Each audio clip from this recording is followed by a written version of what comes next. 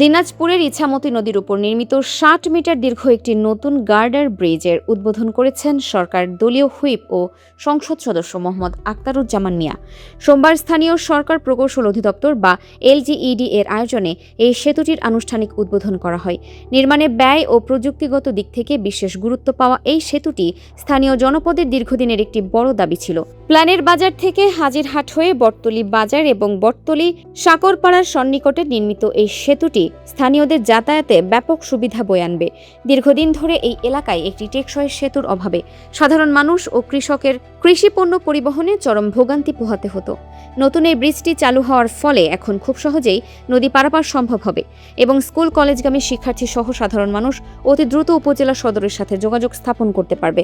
উদ্বোধনকালে প্রধান অতিথির বক্তব্যে হুইপ আখতারুজ্জামান মিয়া বলেন, দেশের প্রতিটি প্রান্তে আধুনিক যোগাযোগ ব্যবস্থা নিশ্চিত করাই বর্তমান সরকারের মূল লক্ষ্য এবং এলজিইডির বাস্তবায়নে নির্মিত এই গার্ডার ব্রিজটি অত্র অঞ্চলের অর্থনৈতিক উন্নয়নে গুরুত্বপূর্ণ ভূমিকা রাখবে। এ সময় তিনি স্থানীয় বাসিন্দাদের সরকারি সম্পদ রক্ষায় সচেতন থাকারও আহ্বান জানান।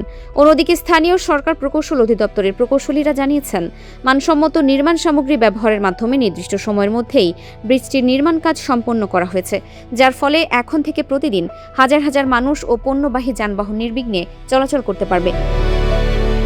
এমন সব বস্তুনিষ্ঠ প্রতিবেদন নিয়মিত পেতে দিনাজপুর টিভির ফেসবুক পেজ ফলো করুন। ভিডিওতে লাইক, কমেন্ট, শেয়ার, সাবস্ক্রাইব করুন এবং ভিজিট করুন dinajpurtv.com।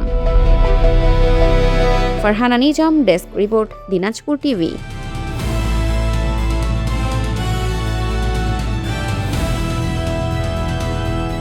দিনাজপুর টিভি মানুষের জীবনের কথা বলে।